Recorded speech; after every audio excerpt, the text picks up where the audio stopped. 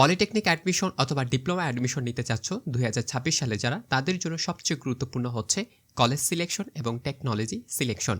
কোথায় ভর্তি হবে তার জন্য তোমাকে অবশ্যই কলেজ সিলেকশন করতে হবে। এই জন্য তোমাকে কলেজগুলো খুঁজতে হবে, তুমি কোথায় কলেজে পড়তে চাচ্ছ বা কোন কলেজে পড়তে চাচ্ছ, সেখানকার সুযোগ সুবিধা কী কী তোমাকে আগে থেকেই জানতে হবে। এবং তুমি শুধু কলেজ সিলেকশন করলেই হবে না, তোমাকে অবশ্যই সেই কলেজের টেকনোলজিগুলো সিলেকশন করতে হবে। তুমি কোন টেকনোলজি নিয়ে পড়তে চাচ্ছ, ইঞ্জিনিয়ারিং করতে চাচ্ছ বা টেক্সটাইলে ভর্তি হতে চাচ্ছ বা মেরিনে ভর্তি হতে চাচ্ছ বা এগ্রিকালচার বা ফিশারিজ বা ফরেস্ট্রি বা লাইভস্টক, যে কোনো টেকনোলজিতে ভর্তি হও না কেন, তোমাকে আগে ভালো করে জানতে হবে যে কোন কলেজে কোন টেকনোলজি আছে এবং সেই অনুযায়ী তোমাকে আবেদন করতে হবে। সো আজকে এই ভিডিওতে আমি আলোচনা করব সেই প্রত্যেকটা প্রতিষ্ঠানে কী কী টেকনোলজি রয়েছে A to Z আমি তোমাদের দেখিয়ে দেবো, যাতে করে তোমরা খুব সুন্দর করে বুঝতে পারো এবং তোমাদের চিন্তাধারা বা স্বপ্নগুলো তোমরা সেইভাবে সাজাতে পারো এবং আবেদন করার সময় অবশ্যই সঠিকভাবে আবেদনের জন্য একটা লিস্ট তৈরি করে নিতে পারো ডিয়ার স্টুডেন্ট। তাহলে চলো আমি তোমাকে বিস্তারিত বুঝাই দিই। সো ডিয়ার স্টুডেন্ট, দেখতে পাচ্ছ শিক্ষা প্রতিষ্ঠানের নাম, টেকনোলজি ও আসন সংখ্যা ডিপ্লোমা। যারা ডিপ্লোমা করতে চাচ্ছে বা পলিটেকনিকে ভর্তি হতে চাচ্ছে তাদের জন্য শিক্ষা প্রতিষ্ঠানের নাম প্রয়োজন হবে, টেকনোলজির প্রয়োজন হবে এবং আসন সংখ্যা তোমাকে অবশ্যই প্রয়োজন হবে, যে কোথায় কতটা করে আসন রয়েছে, তুমি আবেদন করলে সেখানে চান্স পাবে কিনা বিষয়টি তুমি এখানেই পরিষ্কার হয়ে যাবে। সো প্রথমে আমরা কথা বলবো ঢাকা পলিটেকনিক ইনস্টিটিউট নিয়ে।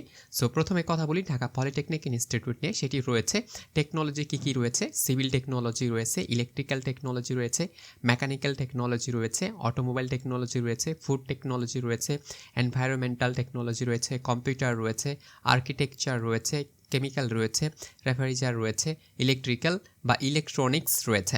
সো অনেকগুলো টেকনোলজি তুমি দেখতে পাচ্ছ। এই সকল টেকনোলজির ভিতর তোমার কাছে কোনটা সবচেয়ে ভালো বা কোন টেকনোলজি তোমার পড়ার স্বপ্ন রয়েছে, সেগুলো তোমাকে অবশ্যই ভালো করে আগে জানতে হবে এবং সেই টেকনোলজি নিয়ে তুমি ভবিষ্যতে পড়াশোনা করতে পারবে কিনা বা তোমার জন্য বিষয়টা সহজ হবে কিনা তোমাকে ভালো করে বুঝতে হবে। এরপরে তুমি দেখতে পাচ্ছ এই পাশে সিট সংখ্যা রয়েছে বা আসন সংখ্যা রয়েছে, কোন টেকনোলজিতে কতগুলো সিট রয়েছে তুমি কিন্তু এখান থেকে এক নজরে দেখতে পাচ্ছ যে সিভিলে রয়েছে 240টি, ইলেকট্রিক্যাল রয়েছে 180, মেকানিক্যাল রয়েছে 180, অটোমোবাইল রয়েছে 120, ফুডে রয়েছে 120, এনভায়রনমেন্টে রয়েছে 60, কম্পিউটার রয়েছে 120, আর্কিটেকচার রয়েছে 120, মেকানিক্যাল রয়েছে বা কেমিক্যালে রয়েছে 120, রেফ্রিজারে রয়েছে 120 এবং ইলেকট্রিক্যালে রয়েছে 120। সো ডিয়ার স্টুডেন্ট, তুমি আশা করি এতটুকু অংশ তুমি বুঝতে পেরেছো এবং তোমার কাছে এই তথ্যটা ক্লিয়ার যে ঢাকা পলিটেকনিক তোমার কতগুলো টেকনোলজি রয়েছে এবং আসন সংখ্যা কতগুলো রয়েছে এবং তুমি সেখানে আবেদন করলে আসলে সুযোগ পাবে কিনা সেই বিষয়টা তুমি আশা করি পরিষ্কার হয়ে গিয়েছ। এরপর আমরা কথা বলবো সেটি হচ্ছে অন্য একটি টেকনোলজি নিয়ে, যারা অন্য একটা টেকনোলজিতে ভর্তি হতে যাচ্ছে, যেমন ঢাকা পলিটেকনিক মহিলা কলেজ, অর্থাৎ ঢাকা মহিলা পলিটেকনিক যে ইনস্টিটিউট রয়েছে সেখানে কী কী টেকনোলজি রয়েছে, আর্কিটেকচার রয়েছে, কম্পিউটার রয়েছে, ইলেকট্রনিক্স রয়েছে, ইলেকট্রিক্যাল রয়েছে, তারপর রয়েছে ইনস্ট্রুমেন্ট কন্ট্রোল রয়েছে, প্রসেস রয়েছে। সো এই কয়টা মাত্র টেকনোলজি রয়েছে। প্রত্যেকটা সিট রয়েছে 120 রয়েছে, তারপরে কম্পিউটারের 60টি মাত্র সিট রয়েছে, ইলেকট্রনিক্সের রয়েছে 120 এবং ইলেকট্রোমেডিক্যাল রয়েছে মাত্র 60 এবং কন্ট্রোল প্রসেস রয়েছে মাত্র 60টি করে। সো যারা ঢাকা মহিলা পলিটেকনিক ইনস্টিটিউটে ভর্তি হতে চাচ্ছ তাহলে তোমরা বুঝতেই পারছো মহিলা পলিটেকনিক ইনস্টিটিউটে কতটা চাহিদা রয়েছে এবং সিট সংখ্যা মাত্র কিন্তু কম। সো তুমি যদি এখানে আবেদন করো সেখানে তোমার সুযোগ হবে কিনা তুমি এই বিষয়টাই এখান থেকেই বুঝতে পারবে, ঠিক আছে? ওকে ডিয়ার স্টুডেন্ট, তাহলে চলো এবার আমরা ময়মনসিংহ পলিটেকনিক ইনস্টিটিউট নিয়ে কথা বলবো এবার ময়মনসিংহ পলিটেকনিক ইনস্টিটিউট নিয়ে।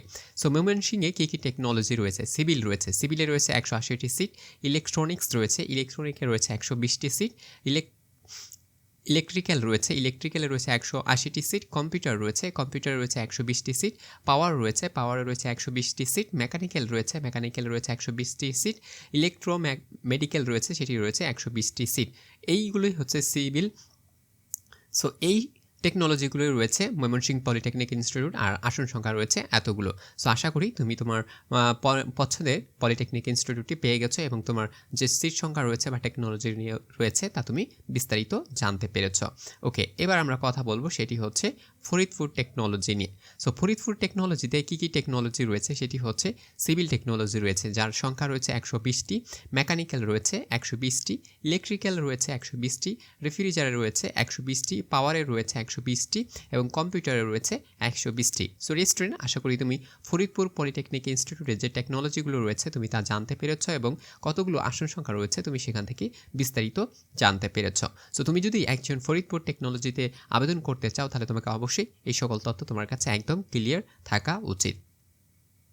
ওকে, এরপর আমরা কথা বলবো অন্য একটি টেকনোলজি নিয়ে, সেটি হচ্ছে টাঙ্গাইল টেকনোলজি। টাঙ্গাইল টেকনোলজি নিয়ে কথা বলবো, টাঙ্গাইল পলিটেকনিক ইনস্টিটিউট নিয়ে কথা বলবো। সো এখানে কী কী টেকনোলজি রয়েছে? ইলেকট্রিক্যাল টেকনোলজি রয়েছে, যার আসন সংখ্যা রয়েছে 120টি। কনস্ট্রাকশন রয়েছে, যার সংখ্যা রয়েছে মাত্র 60টি। টেলিকমিউনিকেশন টেকনোলজি রয়েছে, যার সিট সংখ্যা রয়েছে 120টি। কম্পিউটার টেকনোলজি রয়েছে, যার সিট সংখ্যা রয়েছে 120টি।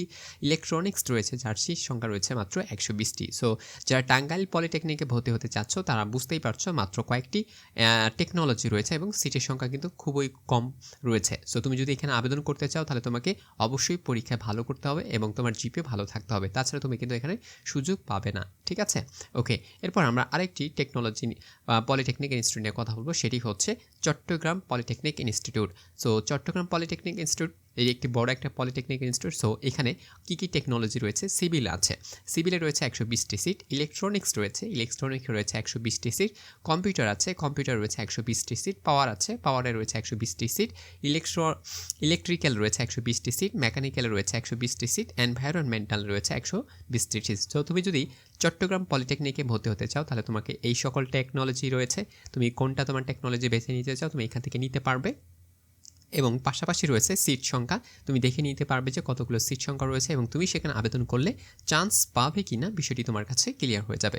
ওকে, এরপর আমরা কথা বলবো সেটি হচ্ছে কুমিল্লা পলিটেকনিক ইনস্টিটিউট নিয়ে। কুমিল্লা পলিটেকনিক ইনস্টিটিউটে টপ 10-এর ভিতরে একটি পলিটেকনিক ইনস্টিটিউট। সো তুমি যদি কুমিল্লা পলিটেকনিক ইনস্টিটিউটে ভর্তি হতে চাও তাহলে তোমাকে অবশ্যই তাদের টেকনোলজিগুলো নিয়ে আগে জানতে হবে। কী কী টেকনোলজি রয়েছে? সিভিল রয়েছে, তারপরে সিভিলের সংখ্যা রয়েছে মাত্র 120টি।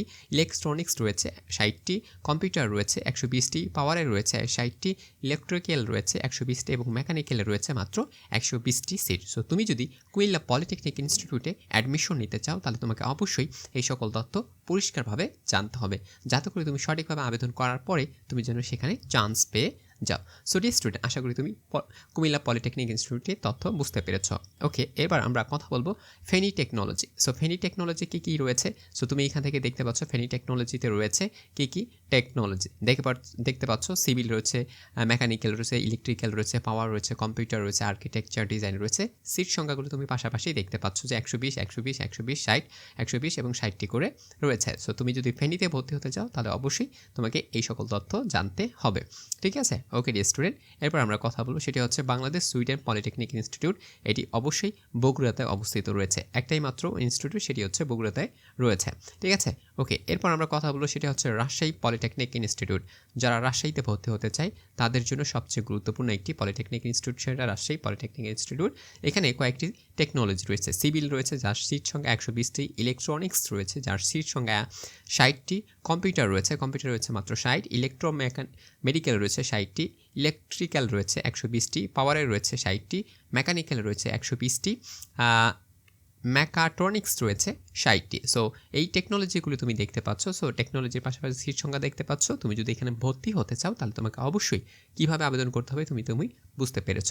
সো যদি মনে হয় তোমার কাছে তুমি রাজশাহীতে ভর্তি হবে তাহলে তোমাকে অবশ্যই ভালোভাবে পরীক্ষা দিতে হবে, ভালো একটা জিপিএ থাকতে হবে এবং সর্বোচ্চ তুমি যদি সঠিকভাবে আবেদন করো আশা করি তুমি পলিটেকনিকে ভর্তি হতে পারবে, রাজশাহী পলিটেকনিকে ভর্তি হতে পারবে। ঠিক আছে, ওকে স্টুডেন্ট। তাহলে চলো আমরা পরেরটা দেখে নিই, সেটি হচ্ছে সবচেয়ে গুরুত্বপূর্ণ টপ 10-এর ভিতর, সেটি হচ্ছে Bogura polytechnic institute. Bogura polytechnic institute একটি বিশাল বড় একটা পলিটেকনিক ইনস্টিটিউট। এখানে অনেকগুলো টেকনোলজি রয়েছে এবং সবচেয়ে বেটার একটা পলিটেকনিক ইনস্টিটিউট আয়তনের দিক থেকেও।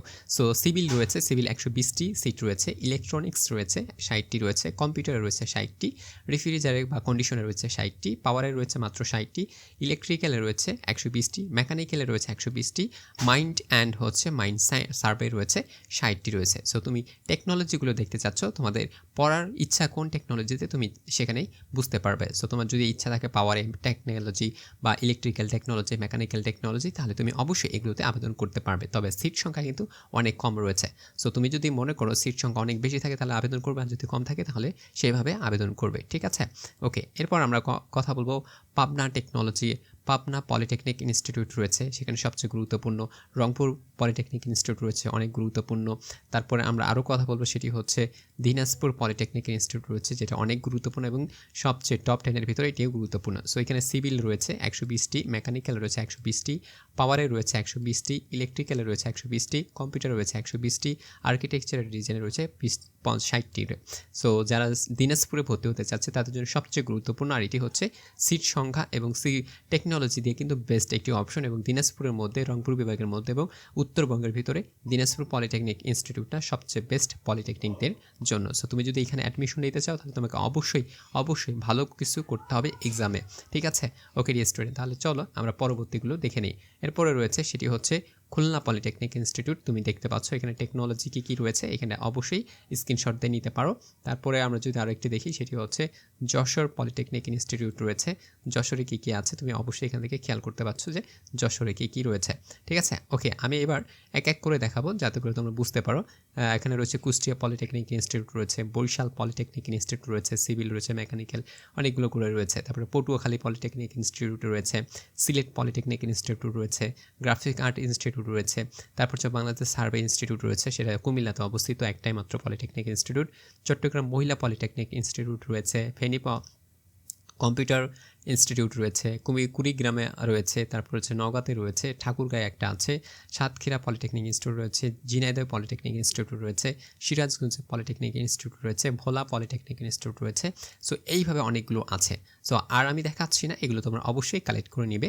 সো যাদের প্রয়োজন হবে অবশ্যই ডেসক্রিপশনে তোমরা চেক করবে। ডেসক্রিপশনে আমি এই ওয়েবসাইটের লিঙ্কটা দিয়ে দিব। তোমার যে পলিটেকনিক পছন্দ সেই পলিটেকনিকের কী টেকনোলজি রয়েছে, কতটা আসন সংখ্যা রয়েছে, তুমি তা চেক করতে পারবে। সো ডিয়ার স্টুডেন্ট, অবশ্যই এই ওয়েবসাইটে আসতে হবে। ওয়েবসাইটের লিঙ্কটি আমি তোমাদের দিয়ে দেবো। কারিগরি শিক্ষা অধিদপ্তর আসলেই তুমি এখান থেকে টেকনোলজি এবং আসন সংখ্যাগুলো খুব সুন্দর করে জানতে পারবে, বুঝতে পারবে। সো ডিয়ার স্টুডেন্ট, আশা করি এই ভিডিওটি তোমাদের উপকার আসবে এবং তোমরা ভালোভাবে তোমাদের কলেজ সিলেকশন এবং আসন সংখ্যা জানতে পারবে। সো ভালো থাকো, সুস্থ থাকো, পরবর্তী আপডেট আসলে সেটার জন্য অপেক্ষা করো এবং বন্ধুদের সাথে ভিডিওটি পারলে একটু শেয়ার করে দিও। So thank you very much.